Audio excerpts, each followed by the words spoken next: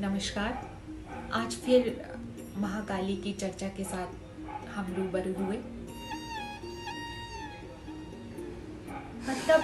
मैं एक अपनी खुशी आप लोगों के साथ शेयर करना चाहती हूँ आज कि मुझे बहुत अच्छा लग रहा है, क्योंकि एक इंतज़ार रहता है कि कुछ खोजूं, कुछ पढूं और उसको फिर अपने भावों में मिलाऊं और फिर उसको लिखूं और आपके सामने प्रस्तुत करूं।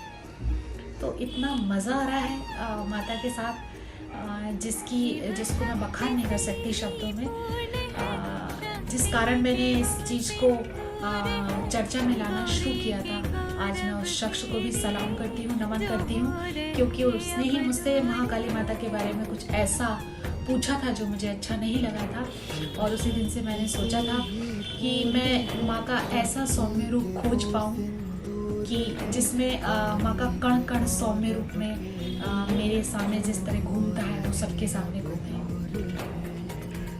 जैसा कि हम सभी को विदित है कि कल नवरात्रि का प्रारंभ होने जा रहा है, तो आदि शक्ति, आदि पराशक्ति जगदम्बा माँ, जिन्होंने ब्रह्मा विष्णु महेश को उत्पन्न किया, मतलब माता ने आदि पराशक्ति जो माँ है, उन्होंने ब्रह्मा विष्णु महेश का भी जो परीक्षा ली और उन्होंने जो तपस्या करी। जब उन्होंने आदि पराशक्ति माँ को देखा तो उनके मन में एक ख्याल आया कि हमें ऐसी ही कन्या विवाह के लिए चाहिए जो इतनी सौंदर्य हो, जिसके पास इतनी सारी शक्तियाँ हों। और माता ये भाव गई और इन तीनों ने, ब्रह्मा विष्णु महेश ने काफ़ी वर्षों तक तपस्या करी माता को पाने के लिए। फिर हुआ ये कि जब ब्रह्मा जी तपस्या कर रहे थे तो माता ने उनको दर्शन देने के लिए एक ऐसा विकराल रूप लिया कि ब्रह्मा जी ने जब उनको तपस्या के समय देखा, जब माता उनके सामने गई, तो वो इतने भयभीत हो गए कि उन्होंने अपना मुंह साइड कर लिया। माता ने उनका मुंह घुमा के इस तरफ किया, उन्होंने उनका अपना मुंह फिर से दोबारा से पीछे कर लिया, क्योंकि वो बहुत भयभीत हुए। फिर उन्होंने विष्णु भगवान की परीक्षा ली और वो उनके पास गई तो विष्णु भगवान ने ये सोचा कि इतना भयानक रूप है माता का, तो मैं आंखें बंद करके कल्पना करता हूँ इनके सौम्य रूप की। तो वो एकदम आंखें बंद करके जब कल्पना करने लगे तो माता समझ गई।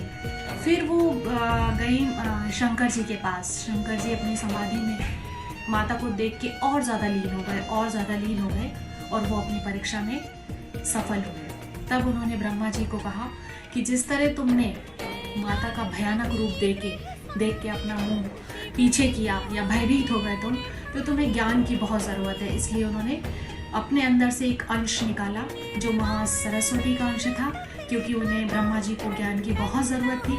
फिर उन्होंने विष्णु जी को वर दिया कि जैसे तुमने एक कल्पना करी माता के सौम्य होने की, उसी तरह से उन्होंने उनको अपने ही अंदर से एक अंश निकाला जो महामाया कहलाई, कि जो कल्पना में एक मायावती देखी जाती है वो लक्ष्मी जी का रूप रही।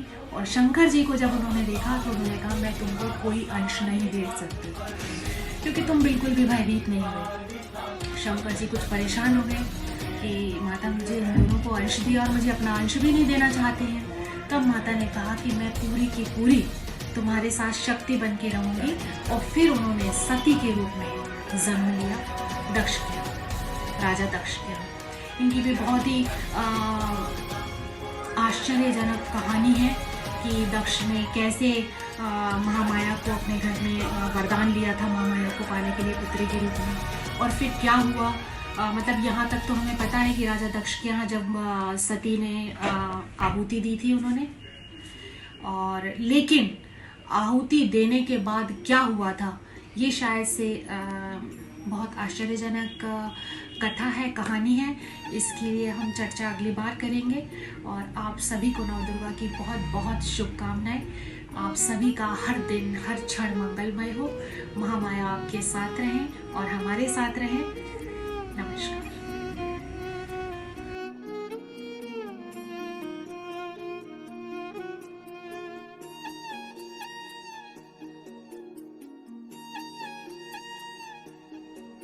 शिव शक्ति